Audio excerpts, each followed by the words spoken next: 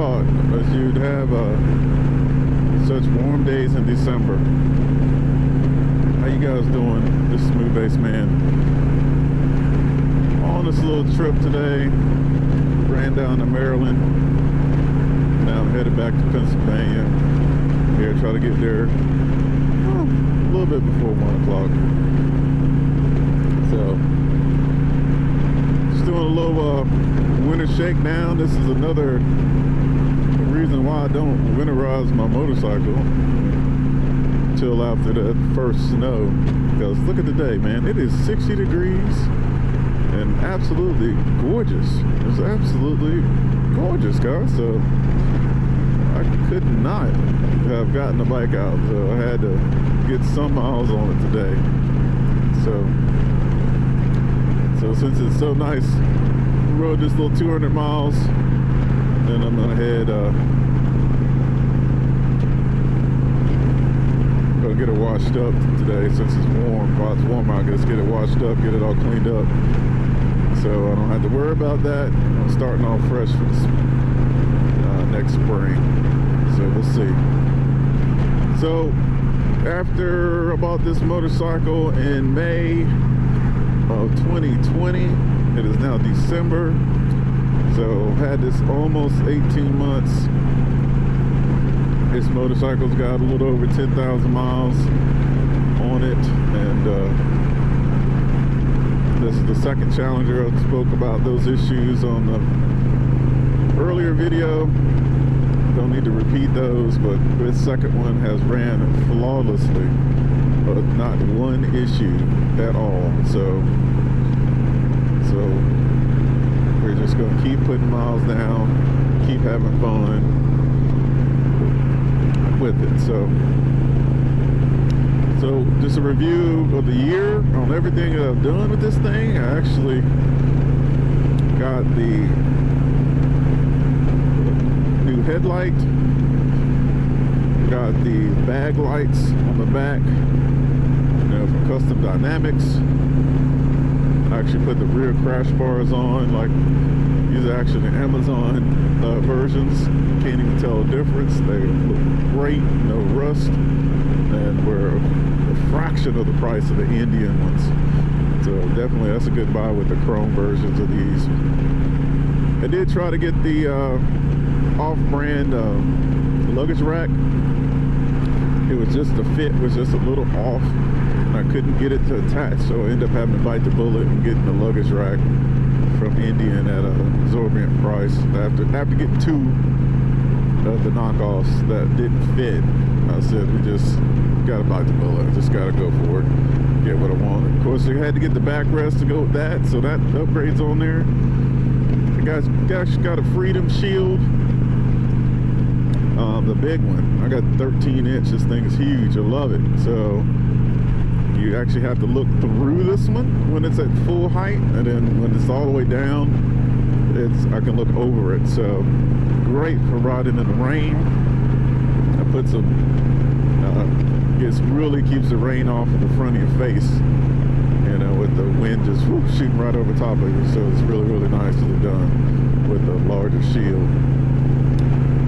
Put the driving lights on. Got those driving lights on there. Got those to fill in. Actually, I was holding back on that, and then I decided to jump and get it. Ran into a little extra resources, so I said, let me just go get it. I'm riding at night a lot more. It couldn't hurt, and I really like them. They have a really good spread.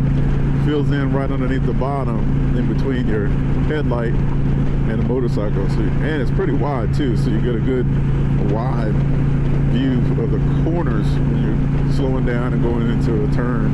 It fills that in, and so you don't need the adaptive headlight if you get the driving lights to go on the Challenger. Also got the foot pegs, the highway pegs from India. I got these KLIPHANGER bars I put on it. The only thing I don't like about the KLIPHANGERs is that the hardware that they used, you can see there's a little bit of surface rust on there. So I'm gonna be warrantying that, getting a new set of just bolts. All it just needs is screws, So something was wrong with that stainless steel application on these bolts. So what else? I think, oh, and the last thing, I'm getting a tune the next spring, so I'm gonna be riding all the way to Charlotte, getting that Lloyd's tune at the shop down there in the spring. That's gonna be part of my iron butt that I'm doing. So we're gonna ride all the way down from Pennsylvania to Charlotte. That's gonna be one of the stops we're gonna try to time that so we can get that flash done, and then boom, get the road, and then keep on going as part of that iron butt challenge and get to our destination. So that's gonna be fun trying to coordinate that. And the last thing I got was the seat. So Mustang Indian Challenger seat with the backrest. Excellent, excellent, excellent. Oh, and I just forgot one more thing. The garage door opener. So man, I'm telling you, that is one of the cheapest upgrades you could do. I wish it had just come standard, but it is so nice being able to just drive up to your garage, hit the button on the console, and it opens up the garage door. I mean, you can't beat that. It's just, I used to have the clicker in my jacket pocket, which is just as effective, but not as convenient. You gotta bring that clicker with you and waste some jacket space. Now I don't have to. So the only thing is challenge for it, if you have a different garage, you actually have to pop this panel off in the middle here and program it with the buttons. You can't program it on the touch screen. You have to program it with the buttons. So that's the only downside. But if you're not moving anytime soon, there's nothing to worry about. So, but that's a list of all the upgrades that I've done so far.